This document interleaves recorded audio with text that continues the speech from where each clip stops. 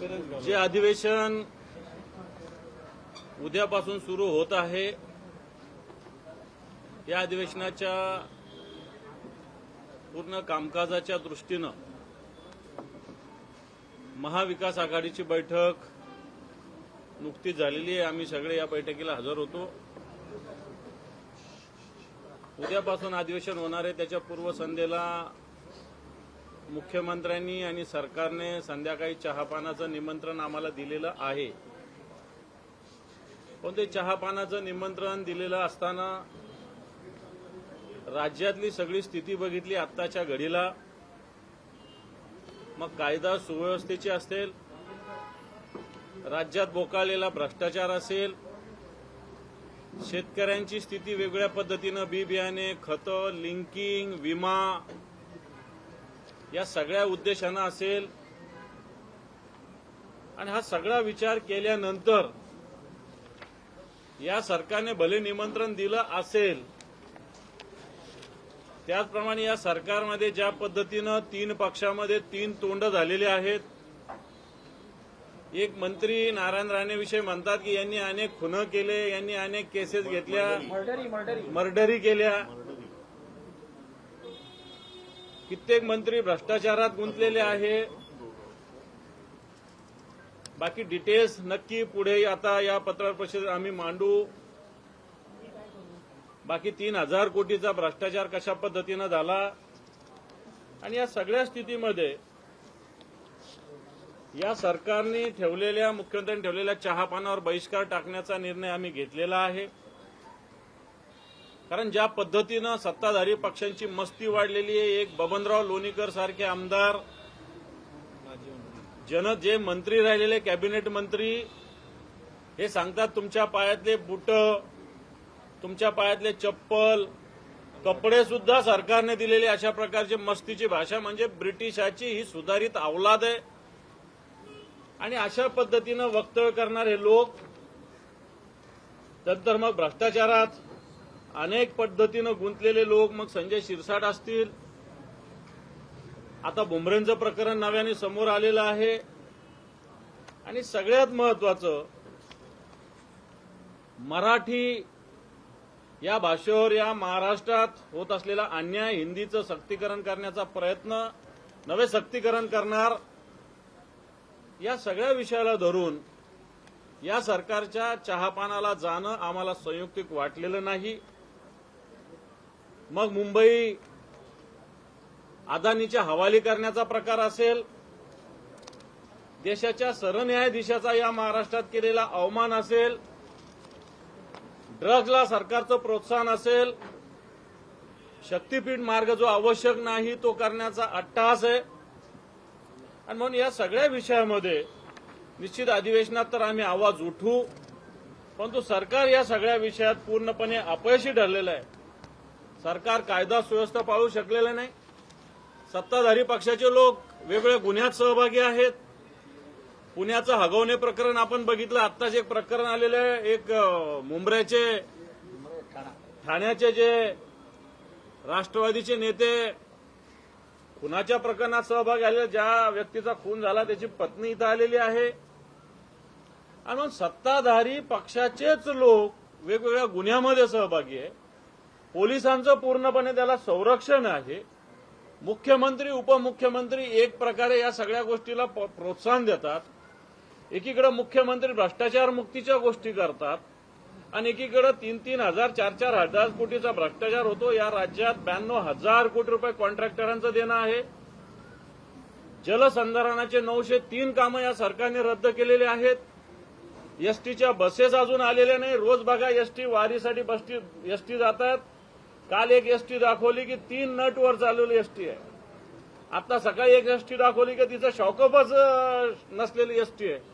म्हणून अशा पद्धतीनं हे राज्य कुठे घेऊन चाललेलं आहे, भारतीय जनता पार्टीनं कुठे नेऊन ठेवला महाराष्ट्र म्हटलं होतं, तसं आता भारतीय जनता पार्टीनं आणि या त्यांच्याबरोबरच्या जे आमच्यातून गेलेले गद्दार लोक आहे यांनी कुठे नेऊन ठेवला महाराष्ट्र, ही परिस्थिती निर्माण झालेली आहे। आणि म्हणून या सगळ्या विषयाला जनतेच्या न्यायालयात आम्ही जात आहोत, परंतु विधिमंडळात निश्चित याच्यावर आवाज उठवू। परंतु या सरकारच्या, कारण हे सरकार भ्रष्टाचारी आहे, हे सरकार बेईमान आहे, हे सरकार शेतकरी विरोधी आहे आणि म्हणून या सरकारच्या चहापानावर बहिष्कार टाकण्याचा निर्णय आम्ही घेतलेला आहे.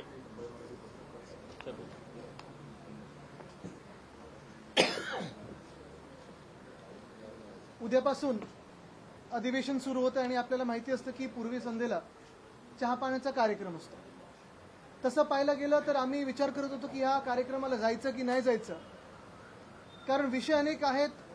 जे महाराष्ट्र द्वेष्टे आहेत त्यांच्या चहापाण्याच्या कार्यक्रमाला जायचं म्हणजे पाप तर आहेच, पण मला वाटतं ज्या पद्धतीने हे महायुती किंवा महाझुटी सरकार म्हणजे एक भाजप पक्ष आणि दोन गद्दार गँग, हे जेव्हा आपण पाहतोय ज्या पद्धतीने हे सरकार चालवण्याचा प्रयत्न करत आहेत, तीन दिशेला तीन तोंड आहेत, एकामेकांमध्ये भांडण आहेत. मग ती बंगल्यांवरनं असतील, गाड्यांवरनं आहेत, कुठच्या जिल्ह्याचे कोण मालकमंत्री बनणार, कोण पालकमंत्री बनणार, या खात्यातून त्या खात्यात पी येतात की नाही येत. आणि मग हेच नाही तर मुख्यमंत्र्यांसमोर जाहीरपणे हे पण सांगतात की माझा फंड ह्यांनी चोरला, त्यांचा फंड त्यांनी चोरला. कदाचित त्यांच्यामध्ये देखील अजूनही थोडं एक कोऑर्डिनेशनची गरज आहे आणि म्हणून आम्ही हा निर्णय घेतला की चहापाण्याच्या कार्यक्रमामध्ये एकामेकांची तोंड तरी बघतील ते. आणि जे सोबत दोन आलेले आहेत त्याच्यात डाग अच्छे आहे ही भाजपची नवीन टॅगलाईन जरी झाली तरी भ्रष्टाचाराचे डाग घेऊन अनेक लोक जे त्या मंत्रिमंडळात बसले असतील किंवा त्या चहा पाण्याला जातील, कदाचित मुख्यमंत्री त्यांना पहिल्यांदा बघतील किंवा त्यांना पुन्हा एकदा आठवण होईल की होय ह्यांच्यावरच मी आरोप केले होते, कोणाला जेलमध्ये टाकणार होते, कोणावर काय आरोप लावले होते, कोणी ईडी कोणाच्या मागे लावली होती. आणि हेच सगळं पाहता आपण पाहत होता की भ्रष्टाचारी सरकार भाजपचं जे झालेलं आहे त्याच्यात सगळ्यात मोठा घोळ आणि कदाचित आता घोटाळा देखील समोर येत आहे. तो म्हणजे कालच आपण पाहिलं, मी पत्रकार परिषद घेत असताना 25 लाख विद्यार्थ्यांमधून पहिली यादी जाहीर केली ती 11वीच्या प्रवेशाची. कदाचित आम्ही आंदोलनाचा एक हाक मारली होती, त्यानंतर घाबरून ती यादी जाहीर केली असेल, पण रात्री कळायला लागलं. अनेक पालकांनी आम्हाला फोन केलेले आहेत, अनेक लोकांनी आम्हाला विद्यार्थ्यांनी मेसेज केलेले आहेत की जी काय पहिली यादी जाहीर झाली आहे त्या पहिल्या यादीत देखील अनेक मोठे गोंधळ झालेले आहेत. आणि कदाचित त्या यादीमध्ये लोकांना टाकण्यासाठी किंवा कुठचं कॉलेज कोणाला देण्यासाठी दादा भुसे जे मंत्री आहेत त्यांनी भ्रष्टाचार केलाय का, पैसे खाल्लेत का, हा देखील एक मोठा प्रश्न आमच्या समोर येतो. कारण हेच ते दादा भुसे आहेत ज्यांनी आपल्या शाळेंवर पहिलीच्या विद्यार्थ्यांवर हिंदी विषय हा लादण्याची सक्ती महाराष्ट्रात त्याची अंमलबजावणीचं GR काढलेलं आहे. हेच ते दादा भुसे आहेत. आमच्या वेळी कृषी मंत्री होते, मला खातं हे नको म्हणून दुसरं काहीतरी द्या मागे लागले होते. आणि हेच ते दादा भुसे आहेत ज्यांनी मागच्या 1.5 वर्षात MSRDC खातं सांभाळलं, पण त्याच भ्रष्टनाथ शिंदेसाठी ज्यांनी हे सांभाळलं खातं, आता ते जे आज मी तुम्हाला सांगतोय हे यादीचा घोटाळा भ्रष्टाचार, तसंच समृद्धीचा जर तुम्ही पाहिलात तर समृद्धीची नदी झाली होती. म्हणजे ज्या हायवेला माझ्या आजोबांचं वंदनीय हिंदुराव सम्राट बाळासाहेब ठाकरेंचं नाव दिलं, दुर्दैव हे आहे की समृद्धी महामार्गावर खड्डे पडलेले आहेत. त्याच समृद्धी महामार्गावर आज नदी वाहत आहे. आणि आजची बातमी आहे की मुंबई पुणे महामार्गावर चुकीचे फाईन जवळपास 12.5 कोटी 6 लाख गाड्यांना हे चुकीच्या फाईन मारलेत कारण MSRDCनी घोटाळा केलेला. पण हा काही घोटाळा किंवा हा भ्रष्टाचार एवढ्यालाच सीमित नाहीये. 3,000 कोटीचा घोटाळा म्हणजे आपल्याला आठवत असेल 3 ऑक्टोबरची पत्रकार परिषद माझी मागच्या वर्षीची, MSRDCचा घोटाळा, MMRDAचा घोटाळा, गायमुख ठाणे उन्नत महामार्ग आणि मग तो बोगद्याचा असेल, 17,000 कोटीचं टेंडर काढलं, आता 14,000 कोटीवर आलंय. हेच 3,000 कोटी असतील किंवा हे सगळे जे पैसे प्रत्येक कॉन्ट्रॅक्टमधून, लाडक्या कॉन्ट्रॅक्टर या स्कीममधून जे काढलेले आहेत तेच पैसे अनेक राजकीय व्यक्तींना फोडण्यासाठी वापरले जातात. तेच पैसे पक्षाच्या बळकटीकरणासाठी केले जातात. आणि त्याच पैशांमुळे तुम्हाला आता कळलं असेल भ्रष्टनाथ शिंदेना सुरत, गुवाहाटी आणि वॉशिंग मशीनमध्ये उडी मारायला लागली. मुळात आपण पाहतो एकंदर महाराष्ट्रामध्ये कोणी हॉटेल घेण्याचा प्रयत्न करते, कोणी मंत्री छत्रपती संभाजीनगरमध्ये. दुसरं एक पाहिलं असेल ज्वलंत हिंदुत्वाचं उदाहरण म्हणजे बुमरे याच्या ड्रायव्हरनी सलार जंगची प्रॉपर्टी फुकटात घेतलेली आहे. हे अशा अनेक गोष्टी आहेत. पण भ्रष्टनाथांची जी एशनची गट झालेला आहे त्या गटामध्ये अनेक भ्रष्टाचाराचे आता केसेस पुढे यायला लागले आहेत. आमचा साधा सोपा प्रश्न हाच आहे की मुख्यमंत्र्यांना हे दिसतंय की नाही दिसत आहे. आणि युती धर्मामुळे ते काय त्यांचे हात बांधलेले आहेत, कारण ना खाता हूं ना खाणे देता हूं हे ब्रीदवाक्य होतं भाजपचं 2014 मध्ये जेव्हा आम्ही त्यांच्या सोबत होतो. पण आता आपण पाहतो एक अशी डागी लोक त्यांनी घेतलेत, कोणा मर्डर असेल, कोणा भ्रष्टाचार असेल. युती धर्मामुळे काय मुख्यमंत्री महोदय हात बांधून बसलेत की डोळे बांधून बसलेत, हा आजचा मोठा सवाल आहे. आणि हे विषय नुसतं आम्ही अधिवेशनात घेणारच नाही, तर आमची अपेक्षा ही असेल की मुख्यमंत्री महोदयांनी यांच्यावर कारवाई करावी आणि उत्तर महाराष्ट्राला द्यावं. कारण उत्तर आम्ही नाही मागत आहे, महाराष्ट्राची प्रत्येक व्यक्ती मागत आहे.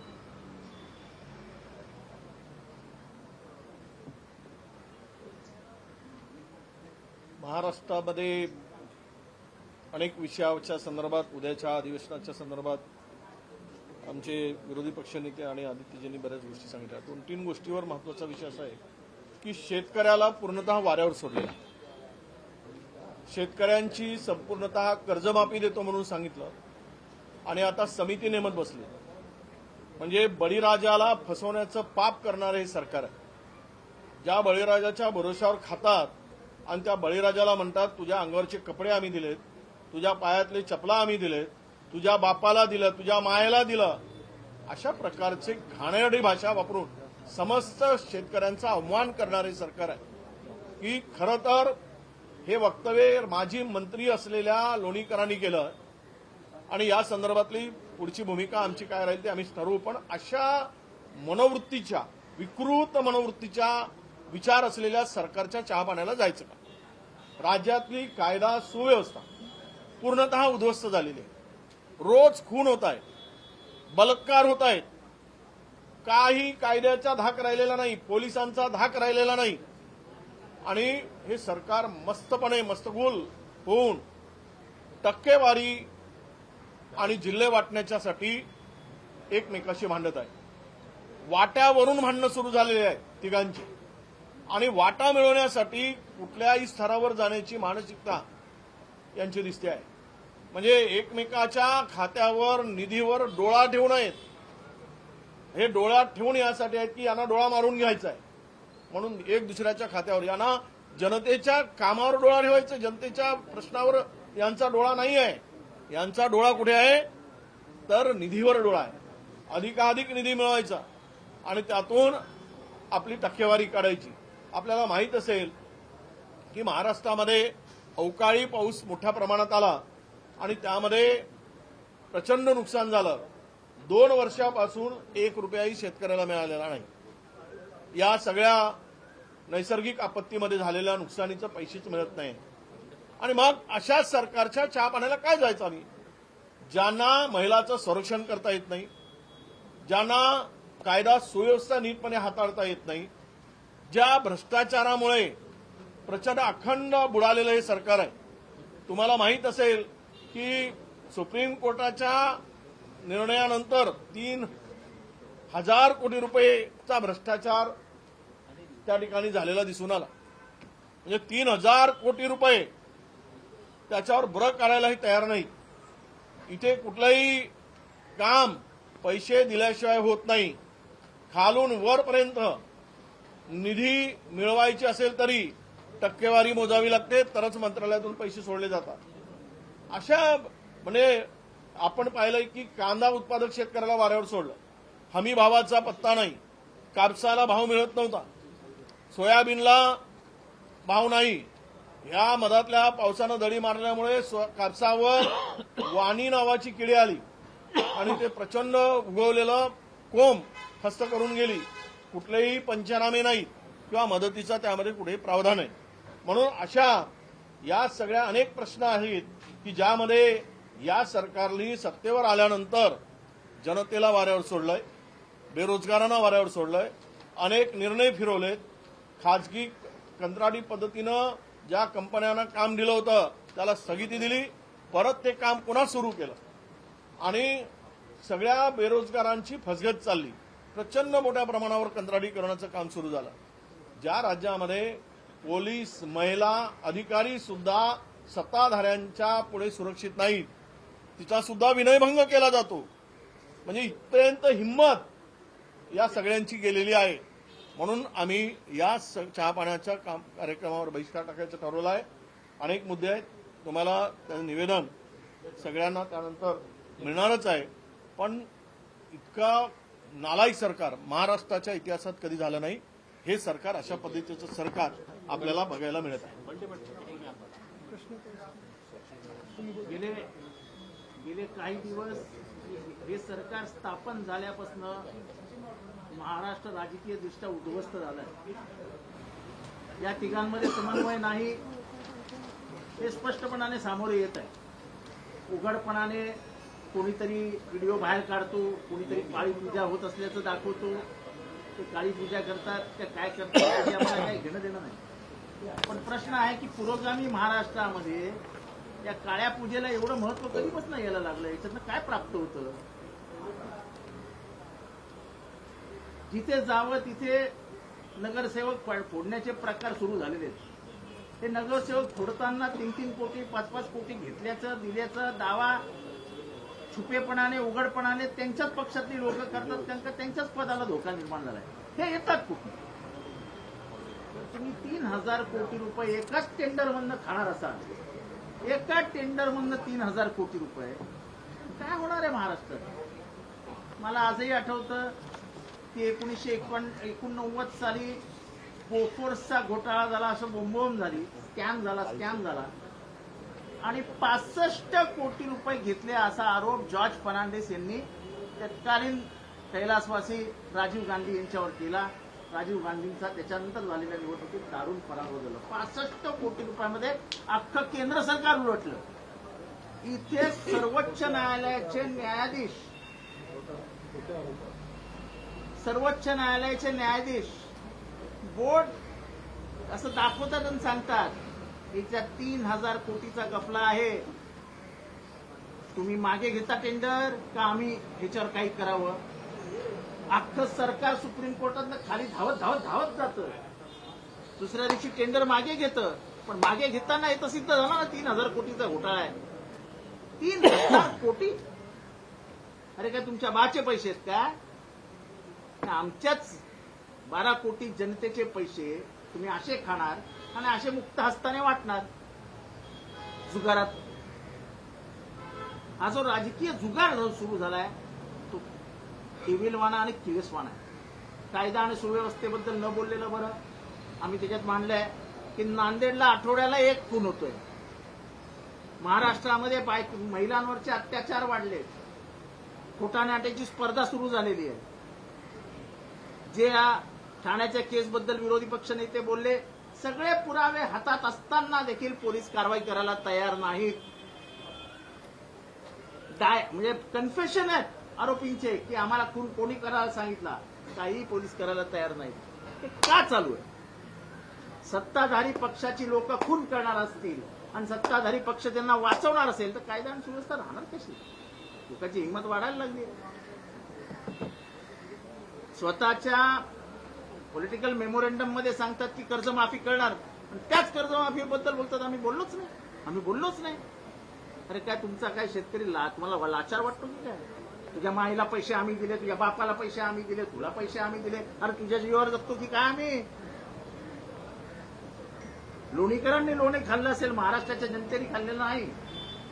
तेव्हा अशा या भ्रष्ट उन्माद आलेल्या मंत्र्यांबरोबर त्यांच्या बाजूला बसून चहा प्यावा असं आमच्यापैकी एकालाही वाटत नाही. आणि म्हणून आम्ही सगळ्यांनी एकत्रित निर्णय घेतला की चहा पानाला त्यांच्या बाजूला बसणं म्हणजे भ्रष्टाचाराला पाठिंबा देणं, गुन्ह्यांना मदत करणं, मराठीवरती अत्याचार करणाऱ्या सरकारला मदत करणं.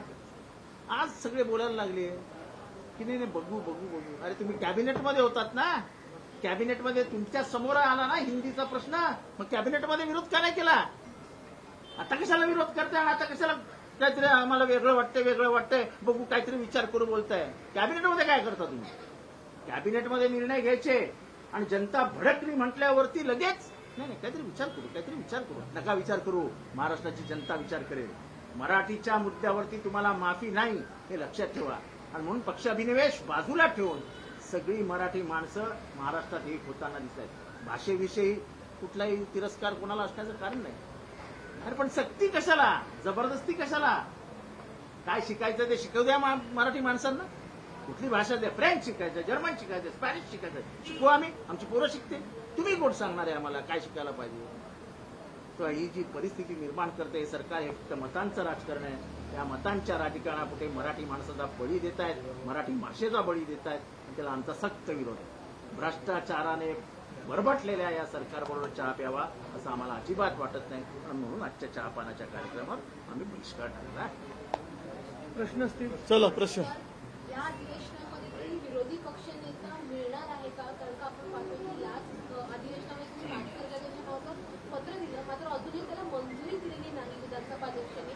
सरकारला विचारलं.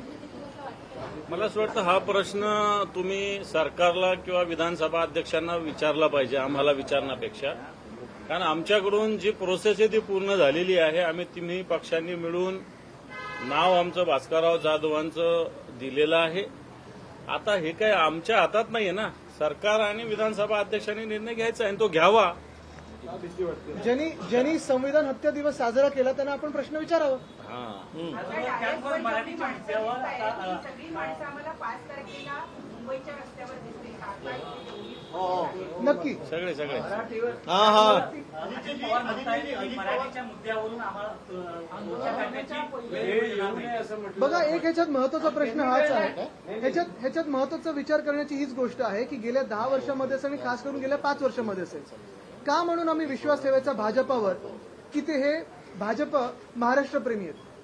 आपण पाहिलं असेल जे international financial centre Manmohan Singh साहेबांनी मुंबईला दिलं होतं, बीकेसी मध्ये दिलं होतं, ते सरकार आल्या आम्ही सगळे विरोध करून देखील भाजपने उचलून नेलं गुजरातला गिफ्ट सिटी म्हणून. त्याचा फायदा नुसतं मुंबईला नाही तर देशभराला झाला असता. दुसरी गोष्ट, भाजपच्या सरकारमध्ये गेल्या 5 वर्षात आपण पाहतोय, मग मिंदेंचं सरकार असेल किंवा भाजपचं सरकार असेल, गेल्या 2.5-3 वर्षामध्ये Vedanta Foxconn, Airbus Tata, bulk drug park, medical device park, हे सगळं नेलं त्यांनी गुजरातला आणि अनेक त्यांच्या राज्यांमध्ये. तिसरी गोष्ट आपण पाहतोय, गेल्या 2.5 वर्षाच्या काळामध्ये मिंदेंचं सरकार असो किंवा भाजपचं सरकार असो, आता भाजपचं सरकार आलंय, तुम्हाला मराठी बोलण्याची गरज नाहीये, आम्ही ज्या भाषेत बोलायचं ते बोलू, हे एका दुकानात जाऊन मराठी माणसावर दादागिरी भाजपच्याच सरकारमध्ये कशी होऊ शकते? व्हेज नॉनव्हेजचा जो विषय होता की तुम्ही खराब लोक आहात, तुम्ही मराठी लोक आहात, तुम्ही मटन मांस मच्छी खाता, हे बोलण्याची हिंमत महाराष्ट्रामध्ये असेल, मुंबईमध्ये असेल, भाजपचंच सरकार आमच्या डोक्यावर बसल्यानंतर कोणाची होऊ कशी शकते? आणि मग आता कुठेही हा प्रश्न नसताना, खरं तर काही विषय आणण्याची गरज नव्हती, आपापल्या शाळांमध्ये आपापले विषय चालू असतात, वेगळे वेगळे विषय भाषा चालू असतात. मग मराठीवर ही जी भाषेची सक्ती चाललेली आहे, तिसऱ्या भाषेची आणि हिंदीची, पहिल्यापासून आम्ही बोलतोय हिंदी भाषेला विरोध नाही, हिंदी भाषिकाला विरोध नाही, पण ही जी सक्ती आहे थोडी तरी शिक्षण मंत्र्यांनी जे काही आहे इथे ते वापरावं. पहिलीच्या विद्यार्थ्यांवर तुम्ही तिसरी भाषा लादणार आहात का? आणि ती मग एकच भाषा कशाला? 5वी पासून असेल किंवा नंतर असेल फ्रेंच शिकायची मुभा द्या तुम्ही, फायनान्शियल लिटरसी असेल, स्पॅनिश असेल, वेगळे वेगळे विषय द्या. पण एका बाजूला आपण पाहतोय की भाजपा आपला अजेंडा हा महाराष्ट्र विरोधी चालवत चाललेला आहे. आणि तसंच मुंबईमध्ये सगळ्यात मोठा, जगातला सर्वात मोठा जमीन घोटाळा म्हणजे धारावीचा अदानी घोटाळा जो झालेला आहे तो एवढ्याचसाठी झालेला आहे कारण भाजपा राजकीय दृष्ट्या मुंबई किंवा महाराष्ट्र जिंकू शकत नाही, मुंबई तर जिंकू शकतच नाही. आणि म्हणून मुंबईची जमीन अदानीच्या घशात घातली म्हणजे बुलेट ट्रेननी सगळं नेलं गुजरातला. ही जी भूमिका भाजपची आहे त्याला आम्ही सगळे मराठी म्हणून सगळे भेदभाव बाजूला ठेवून विरोध करू. अजितदादा म्हणतात मोर्चा होऊ देणार नाही, होणार नाही याची काळजी घेऊ. इथं घाबरण्याचं कारण आहे का? दाखली वाटते का सरकारला काय मोर्चा? बघा, होऊ देणार नाही, होण्याची गरज नाही आणि होऊ देणार नाही ह्याच्यामध्ये फरक आहे. होऊ देणार नाही म्हणत असतील आणि पोलिसांचं बळ लावत असतील, कितीही बळ लावलं तरी आम्ही ते तोडून मोडून पुढे जाऊ. होण्याची गरज नसेल तरी देखील तुमच्या जे सत्ताधारी पक्ष आहे आणि भ्रष्टनाथ मिंदेंचे जे मंत्री आहेत त्यांच्या डोक्यात हे कीड वळवळू शकते. ह्याला आम्ही विरोध म्हणून उतरू. तसंच काल पाहिलं असेल 25 लाख विद्यार्थी महाराष्ट्राचे आहेत. का तुम्ही त्यांचं नुकसान करताय? का त्यांची कॉलेजची ऍडमिशन प्रोसेस थांबवताय? नुकसान महाराष्ट्राचं कर. दोन्ही ठाकरे मोर्चाच्या निमित्ताने एकत्र येणार त्याची भीती सरकार. हे सरकारला विचार, म्हणून भीती वाटते. मराठी होऊन दे मग येतो. अजित पवारांचं जे स्टेटमेंट आहे ते असं म्हणाले की मोर्चा काढण्याची वेळ येऊ नये यासाठी आम्ही प्रयत्नशील आहोत. जी एक शक्यता व्यक्त केली जाते की हा अध्यादेश कदाचित आज किंवा उद्या अधिवेशनाच्या काळात मागे घेतला जाऊ शकतो, एक समिती स्थापन केली जाऊ शकते तज्ज्ञांची आणि त्यानंतर समिती वगैरेची गरजच नाही. त्या समितीला देखील आमचा विरोध आहे कारण पहिलीपासून जर तुम्ही तिसरी भाषा लादणार असाल आणि एकच ही हिंदी भाषा लादणार असाल आमचा विरोध राहील. तुम्ही का काढला? मुख्य गोष्ट म्हणजे GR का काढला तुम्ही? आणि परत एकदा मी तुम्हाला सांगतो, युती धर्मामुळे असं काही झालंय का की फडणवीस हे हतबल झालेत? म्हणजे तसं युपीए बद्दल भाजप आणि आम्ही सगळे एनडीए बोलायचो की प्रधानमंत्री चांगले आहेत पण हतबल आहेत, कोअलिशन धर्म आहे. तसं आज कोअलिशन धर्माची अडचण मुख्यमंत्री महोदयांवर येतंय का? आणि परत त्याच्याही पुढे जाऊन तुम्हाला सांगतो, काल जो मी शंका जी उपस्थित केलेली आहे की मुख्यमंत्र्यांना अडचणीत आणण्यासाठी भ्रष्टनाथ मिंदेंचे मंत्री काही प्रयत्न करतायत का, हा देखील विचार आपण करणं गरजेचे आहे.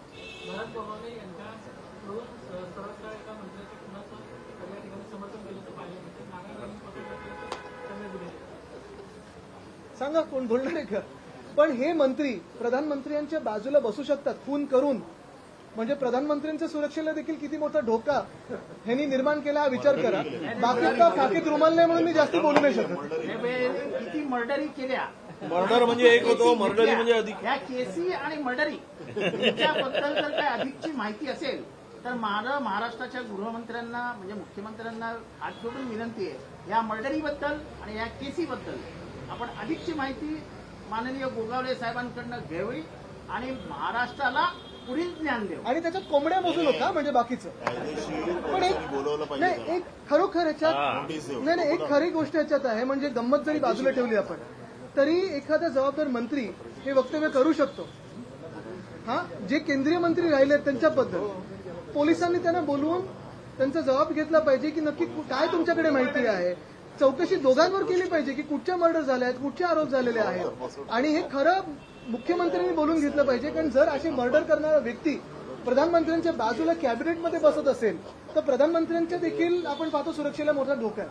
मनोज जरांगे पाटील यांची आता थोड्या वेळापूर्वी पत्रकार परिषद कोणाची? मनोज जरांगे पाटील, आणि त्यांनी असं सांगितलंय की 28 ऑगस्टला 28 ऑगस्टला ते मुंबईमध्ये येत आहेत आणि पुन्हा एकदा मराठा आरक्षण आणि हा संपूर्ण अधिवेशन संपल्यावर येत आहे, त्याच्यावर चर्चा आता नंतर होईल. पण आता त्यांनी पत्रकार परिषदेत आजचा विषय नाही आहे, आमचा बहिष्काराचा विषय आहे. आणि मराठी सक्ती करणाऱ्यांच्या विरोधाचा निषेध. अभिषेकजी थांबा, तुमची शक्ती नंतर, पहिली आमची शक्ती, पहिली आमची शक्ती, मग तुम्ही म्हणतात की नारायण राणेंचे मर्डर्स वगैरे मी नाही. मर्डरी भोगावले हातात रुमाल घेऊन फिरणारे टॉवेलमध्ये बसणार आहे. फडणवीस ज्यावेळेस सभागृहात होते त्यावेळेसच त्यांनी संपूर्ण कायदा सुव्यवस्थेची लिस्ट वाचलेली होती, तरी देखील त्यांचा भाजपमध्ये मोठा पक्षप्रवेश झालेला होता. मुख्यमंत्र्यांना एवढं समजून देखील त्यांनी हा पक्षप्रवेश. मग म्हणूनच मी विचारतोय ना की मुख्यमंत्री हतबल आहेत का, कोalition धर्म आहे का, युती धर्म आहे का? राज्यसभा में न्याय न होगा, सच्चे को फांसी होगी, झूठा मौज उठाएगा, असं चाललेलं आहे. शिवराज मातनकर नावाच्या एका सराईत गुंडाला प्रवेश देण्यात प्रवेश आलेला आहे दिलेला. एकनाथ शिंदे यांच्या शिवसेनेत. आपण जर पूर्ण यादी पाहाल वरपासून खालपर्यंत. नाही, नाही. दाऊद आला तरी आम्हाला वाटणार नाही काय विशेष नाही एक मिनिट, सलीम कुत्ता बरोबर ज्यांनी नाचले, युपीए केस टाकली होती युएपीएची, काय झालं? प्रवेश दिला. इक्बाल मिर्ची बरोबर ज्यांनी व्यवहार केला, काय झालं? प्रवेश दिला. मुख्य गोष्ट हीच मंत्र्यांत असे लोक बसायला लागतील तर मग बाकीच्या फरक एवढाच, फरक आदित्यजी एक मिनिट, आदित्यजी म्हणाले फरक एवढाच आहे, तो कुत्ता होता आता डॉगी झाला. शक्तीपीठ महामार्ग आहे त्याला अजूनही विरोध केलेला आहे, पण 20,000 कोटीचं जे राज्य सरकार कर्ज घेतलंय त्याचा थेट परिणाम राज्याच्या बजेटवर 22% होणार आहे असं वित्त बघा. थेट परिणाम ह्या सरकारवर, कारण हे सरकार थेट निवडणूक आयोगाच्या आशीर्वादामुळे निवडून आलेलं आहे. तुम्ही शेतकरी म्हणून आंदोलन करा, तुम्ही विद्यार्थी म्हणून आंदोलन करा, महिला म्हणून आंदोलन करा, ह्या महाराष्ट्राचे या देशाचे नागरिक म्हणून आंदोलन करा, या सरकारला काही काडी मात्र फरक पडत नाही. त्यांना फरक एवढाच पडतो, तिजोरीत पैसा आहे किती हे बघायचं नाहीये. ह्या सगळ्या कॉन्ट्रॅक्टमधून लाडक्या कॉन्ट्रॅक्टरला किती मिळतंय आणि स्वतःच्या खिशात किती जात आहे एवढाच फरक पडतो. बाकी सरकारला काडी मात्र फरक पडत नाही. एक या संदर्भात 9,83,000 कोटीचं कर्ज आलंय. दरडोई आता 70,000 रुपये प्रत्येक माणसाच्या डोक्यावर कर्ज झालेलं आहे. मुलगा जन्माला आला, सगळे तुमच्यावर पण आहे, म्हणजे पत्रकार म्हणून तुम्ही सुटले नाहीत हा, तुमच्यावर पण तेवढंच कर्ज आहे, हे लक्षात घ्या. महाराष्ट्रात मुलगा जन्माला आला की तेवढं कर्जाचं ओझं घेऊन येतो, हे पहिल्यांदा होत आहे. एवढं कर्ज काढल्यानंतर आता या सरकारला कर्ज काढता येत नाही म्हणून तिजोरीत खडखडाट आहे. सगळे योजना गुंडाळल्या आहेत, आदिवासी समाज कल्याणचे निधी वळवलाय आणि म्हणून यांनी आता महामंडळ तयार करून कर्ज काढून सरकारच्या तिजोरीतून त्या कर्जाचं व्याज द्यायचा आणि कर्जावर इन्फ्रास्ट्रक्चर उभं करायचं, रस्ते बांधायचे, पूल बांधायचे, सगळ्या इन्फ्रास्ट्रक्चर मोठं मोठं करायचं आणि त्यातून टक्केवारी वसूल करायचा. एवढाच एक सरळ मार्ग, सोपा मार्ग यांनी निवडलेला आहे. अजून एक महत्वाचं म्हणजे आपण पाहिलं असेल, हे तुम्ही कितीचा खर्च बोलताय? 55,000 कोटीचा समृद्धी महामार्ग आहे. खड्डे पडले नाही पहिल्या वर्षात उद्घाटन झालं नदी वाहिली नाही त्याच्यावर ब्रिज कोसळलं नाही, क्रॅक्स गेले नाहीत, अटल सेतूच्या आजूबाजूला क्रॅक्स गेले नाहीत. कोस्टल रोड जे आम्ही बनवायला सुरू केलं होतं, मिंदे जेव्हा सरकारमध्ये बसले, रोड सर्फेसिंग तेव्हाच्या काळी झालेलं आहे. रोड सर्फेस जाऊन बघा टनलमध्ये कशी आहे. मेट्रो 17 दिवसापूर्वी जे उद्घाटन झालं त्याची भिंत कोसळते. हे आज दुर्दैवी चित्र महाराष्ट्राचं. आपण एका काळी आपल्याला देशातलं प्रगत राज्य म्हणायचो किंवा सरकार आपलं आपण पाहत होतो, अनेक वेगवेगळी कामं करायची. पण आज महाराष्ट्र कशात फसलेलं आहे, कशात अडकलेलं आहे, या वादांमध्ये अडकलेलं आहे. हो, समृद्धीचं स्ट्रॅटेजी आहे का? लाडकी बहीण योजनेमध्ये नक्कीच रोज नवे निकष येत आहेत, लाभार्थींची संख्या कमी केली जाते आहे, तर त्या संदर्भात विरोधी पक्ष तुम्ही आता उद्यापासून पाहाल आमची लढाई सुरू. हे बघा, राजकीय विरोध आम्ही शक्तीपीठाला झुगारणार नाही म्हणतात. राजकीय शक्तीपीठ महामार्ग 12 जिल्ह्यामध्ये शेतकऱ्यांनी विरोध केलेला या शक्तीपीठ महामार्गाला. आम्ही ज्यावेळी राजकीय मंडळी यात पडतो त्यावेळी शेतकरी आमच्याकडे येतात म्हणून पडतो आणि म्हणून याला राजकीय कलर देण्याचा प्रयत्न सरकार करते. वित्त आयोगाला ज्यावेळी बैठक झाली त्यावेळी वित्त आयोगानं सांगितलं की आता भांडवली खर्च तुमचा 10% वर गेलेला आहे. त्यांच्या ह्याच्यात नमूद आहे की कर्ज काढण्याची मर्यादा आपली जी आहे ती पुढच्या 4 वर्षामध्ये 25% मर्यादा ओलांडली जाईल. आणि फायनान्स आणि प्लॅनिंग डिपार्टमेंटनं जी नोट त्या ठिकाणी दिलेली आहे, आम्ही वर्तमानपत्रामध्ये वाचलं, त्यामध्ये स्पष्टपणे सांगितलेलं आहे की टाईड अप एक्सपेंडिचर कमी करावं लागेल. हा प्रोजेक्ट व्यवहार नाही आहे, रेव्हेन्यूवर या ठिकाणी त्याचा परिणाम त्या ठिकाणी होणार आहे, हे स्पष्टपणे सांगितलेलं आहे. आणि म्हणून आमची भूमिका महाविकास आघाडी म्हणून असेल किंवा सगळेजण, हा गरज नसलेला शक्तीपीठ या ठिकाणी रद्द करावा. आर्थिक बोजा सरकारवर या ठिकाणी पडू नये. कर्जात अजून सरकार, आता डीपीडीसीला निधी नाही आहे, 20% निधी सोडायचं काम चालू आहे. शासनानं जीआर काढलाय, जे बजेटरी तरतूद आहे त्यातले 60% पैसे खर्च होत आहेत, बिलं दिली जात नाहीत. गोपीनाथ मुंडे साहेबांच्या नावानं शेतकरी जो विमा योजना आहे त्याचे 2-2 लाख रुपये या ठिकाणी दिलेले नाहीत. अशी अवस्था असताना हा शक्तीपीठ गरजेचा नाही. याला राजकीय कलर देऊन शेतकऱ्यांना या ठिकाणी अडचणीत आणण्याचा प्रयत्न सरकारचा चालू.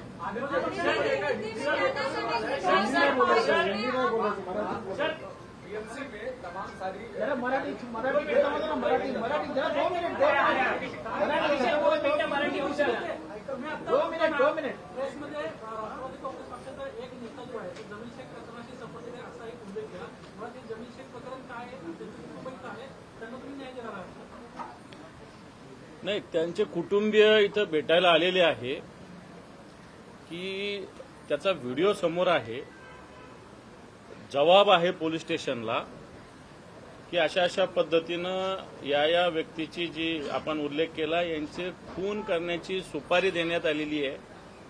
एकाला दिली, त्यांनी घेतली नाही, दुसऱ्याला दिली, कोणी दिली हे त्यांनी पोलिसांना सांगितलेलं आहे. असं असताना जो राष्ट्रवादी काँग्रेसचा नेता आहे ठाण्याचा, एक जो उमेदवार होता, मला वाटतं आव्हाड साहेबांच्या विरोधातच इलेक्शन लढलेला आहे, याला साधं पोलीस स्टेशनमध्ये सुद्धा बोलवलं नाही. जो तपास करत होता त्या पोलीस अधिकारी ज्यांनी पूर्ण तपास केला याची बदली झाली. एका राजकीय नेत्याच्या, आम्ही निश्चित सभागृहात हा मुद्दा काढू, एका मोठ्या मंत्र्याच्या दबावामुळं ती कारवाई थांबली. त्या पोलीस अधिकाऱ्याची बदली झाली आणि ज्याच्यावर आरोप आहे त्या व्यक्तीनं स्वतःच्या मोबाईलवर स्टेटस ठेवला बदलीचा, पत्र ठेवलं, जे बदलीचा आदेश आहे तो ठेवला. मला सांगा, बदली जी सकाळी होते, सगळ्या गोष्टी बाहेर यायला 2-2, 4-4 दिवस लागत असतात. या व्यक्तीच्या त्याच दिवशीच्या मोबाईलच्या स्टेटसवर आहे. ते कुटुंबीय 5 वर्षापासून झगडतंय की या खुन्याला माफी देता कामा नये, याच्यावर कारवाई करावी. आणि मला असं वाटतं हे प्रकरण आता डिटेल बोलण्यापेक्षा सभागृहात निश्चित मुख्यमंत्री, गृहमंत्र्याकडे याच्याविषयी दाद मागू. आणि आमचा जो आरोप आहे, आम्ही सुरुवातीलाच बोललो की सत्ताधारी पक्षाचेच लोक गुन्हे करतात, गुन्हेगारी वाढवतात. त्याचं एक ज्वलंत उदाहरण आहे. अजित पवार पाठीशी घालतात का या सगळ्यांना? मी म्हणेल पूर्ण सरकार, मुख्यमंत्री, अजित पवार, दुसरे दोन्ही उपमुख्यमंत्री आणि मुख्यमंत्री, हे तिघे पण या गुन्हेगारांना पाठीशी घालतात, असं माझं स्पष्ट मत आहे. बीएमसी स्कूलों में पहले से भी अलग अलग माध्यम के क्लासेस थे, उसके बावजूद सरकार का स्पेसिफिक नोटिफिकेशन आना, किस तरफ इंडिकेशन दूसरा, जब सरकार ये कह रही है कि 15 ऐच्छिक भाषाएं हैं उसमें हिंदी है, तो अपोजिशन को उस सरकार पर भरोसा नहीं है। पहली बात यही रहती है कि महाराष्ट्र में जो दादा भूसे मंत्री हैं, उन्होंने इतना बड़ा विषय ऐसे ही एक जीआर के माध्यम से उसको निपटने की कोशिश की। हमारा यही मानना है कि थोड़ा विद्यार्थियों का भी विचार किया जाए, उस पर विचार विमर्श हो, लेकिन किसी भी भाषा की सख्ती हमें बिल्कुल मान्य नहीं है, अमान्य है। बात यह है कि पहली के विद्यार्थी, पहली की कक्षा के विद्यार्थी क्या असल में 3 भाषा सीख सकते हैं? क्या हिंदी की सख्ती की जरूरत है? और जो उन्होंने कहा है कि 20 अलग भाषाएं हैं, कोई भी सीख सकते हैं, अगर आप जीआर ठीक से पढ़े तो उसी जीआर में लिखा है कि 20 विद्यार्थी अगर साथ में आए और मांग करे कि नहीं ये भाषा नहीं, हमें ये भाषा चाहिए, तो हम भाषा बदल देंगे। ये कैसी बात है? ये क्या राजनीति की बात कर रहे हो कि 20 विधायक साथ में आए, कहते हैं हमें पार्टी बदलनी है, हम चुनाव आयोग के पास जाते हैं, आपका चिन्ह भी दीजिए, नाम भी दीजिए। जो भाजपा करती है वो विद्यार्थी नहीं कर पाएंगे। और दूसरी बात है, उन्होंने कहा 20 से कम अगर विद्यार्थी हो तो ऑनलाइन पढ़ाएंगे हम। कैसे ऑनलाइन पढ़ाओगे जिस स्कूल में अभी इलेक्ट्रिसिटी नहीं है, जिस स्कूल में अलग अलग क्लासेस नहीं, जिस पाठशाला में, तो उनको क्या ऑनलाइन पढ़ाने वाले हो आप? यही बात हम कहते आए हैं कि पहली बात तो किसी की भी भाषा हो, कोई भी भाषा हो, उसकी सख्ती हम सहेंगे नहीं। तीसरी भाषा अगर या तीसरा विषय कोई लाना हो तो वो 5वीं से लाइए, उसकी भी सख्ती ना हो, वो ऐच्छिक हो, वो चॉइस के हिसाब से हो। और महाराष्ट्र में मराठी हो और इंग्लिश हो, इसी को प्राधान्य देना जरूरी है। हिंदी हो, फ्रेंच हो, स्पेनिश हो, या फाइनेंशियल लिटरेसी हो, फिजिकल कोई बात हो जैसे क्रिकेट हो, फुटबॉल हो, ये सारी बातें 5वीं कक्षा से ले सकते हैं। मुख्यमंत्री जी का कहना यह है कि जब उद्धव जी सीएम थे तब त्रिभाषा सूत्र को मंजूरी दी थी, उसने हिंदी दी। अब वो राजनीति कर रहे हैं, इसलिए अपने उस मुद्दे को बदल दे रहे हैं। मुख्यमंत्री महोदय कौन सी नींद में है मुझे पता नहीं, लेकिन मैं यही उनसे विनती करूंगा कि आंखें खोले और देखें कि जीआर किसने इशू किया है। जीआर जब इशू हुआ है, परसों जब जीआर इशू हुआ, तो कौन मुख्यमंत्री है? कि अभी भी यही वो मानते हैं कि उद्धव जी ही मुख्यमंत्री है? और हमारे समय पे जो माशेलकर समिति थी, उनका जो रिपोर्ट था, जो रिपोर्ट आया, उस पे हमने एक स्टडी कमेटी 5 मंत्रियों की बिठाई थी। लेकिन ये सारी बातें तो पिछली है। बीच में 3 साल बीत गए, 3 मंत्री बदल गए, 2 मुख्यमंत्री बदल गए। जीआर परसों आया है, उन्हीं की सरकार में आया है। शायद उनको पूछा है, नहीं पूछा है, मुझे पता नहीं, लेकिन ये भी बात हो सकती है कि उन्हें तकलीफ में लाने के लिए भ्रष्टनाथ शिंदे के मंत्री ने जीआर इशू किया है। ये अंदरूनी झगड़ों में कृपा करके पहली की कक्षा के विद्यार्थियों को ना लाए, ये मेरी विनती है। एक मिनट, लेडीज फर्स्ट। का कहना है कि किसी भी एक भाषा की सख्ती जो है वो नहीं की गई है जीआर में, फिर भी जो है तो चलो बहस करें हमारे साथ। अगर हिंदी अनिवार्य है पहली कक्षा से, तो फिर क्या इसे सख्ती नहीं कहते? और अगर उन्होंने यही कहा है कि 20 विद्यार्थी अगर साथ में और विषय बदल सकते हैं, क्या ये पार्टी फोड़ने की बात हो रही है? अदिति जी, भाजपा नेता राम कदम का कहना है कि विपक्षियों की ओर से सहयोग किया जा रहा है। देखिए, मैं यही बात कहना चाहता हूं कि आज महाराष्ट्र में पूरा अगर आप एक वातावरण देखें तो यही हम मानते हैं कि भाजपा महाराष्ट्र के खिलाफ है। पिछले 10 सालों में भाजपा ने जो अन्याय महाराष्ट्र पे किया है, पहले इंटरनेशनल फाइनेंशियल सेंटर चुरा के ले गए गुजरात, फिर वेदांता फॉक्सकॉन हो, एयरबस टाटा हो, बलगढ़ पार्क हो, एयर इंडिया का हेडक्वार्टर हो, काफी सारी चीजें लेके चुरा के गए गुजरात। अगर किसी के फेस्टिवल्स पे, किसी के त्योहारों पे बंदी लाए, तो हमारे मराठमोड़े जो गणपति बाप्पा है, उनके पीओपी के आइडल्स पे वो बंदी ला रहे हैं। क्यों ना हम माने कि भाजपा महाराष्ट्र विरोधी है? सारे के सारे अगर मुंबई की ताकत देखिए, कम करने की कोशिश कर रही है भाजपा। आज मुंबई हो, महाराष्ट्र हो, इसका महत्व कम करने की जो कोशिश भाजपा कर रही है, उसके खिलाफ हम लड़ते रहेंगे। और मुझे विश्वास है कि सारी महाराष्ट्र की जनता और सारी महाराष्ट्र प्रेमी जनता साथ आके इसका विरोध करेगी। किसानों का विरोध नहीं है, सिर्फ कुछ पॉलिटिशियंस या कुछ, क्योंकि यही भाजपा है जिन्होंने पंजाब और हरियाणा के किसानों को माओवादी कहा था, उग्रवादी कहा था, अतिरेकी कहा था। यही भाजपा है जिन्होंने पंजाब, हरियाणा और छत्तीसगढ़ के किसानों पे टीयर गैस छोड़े थे, लाठीचार्ज किया था। और यही भाजपा है जब महाराष्ट्र में भी किसानों का और कामगारों का मोर्चा मुंबई तक आ रहा था, उन्होंने उनको माओवादी कहा था, मैंने जाके उनका स्वागत किया था। तो ये भाजपा किसानों के खिलाफ है, कामगारों के खिलाफ है, महाराष्ट्र के खिलाफ है। धन्यवाद। आता isakal.com आहे देशातील नंबर 1 ची मराठी न्यूज वेबसाईट। प्रत्येक अपडेटसाठी isakal.com ला नक्की भेट द्या।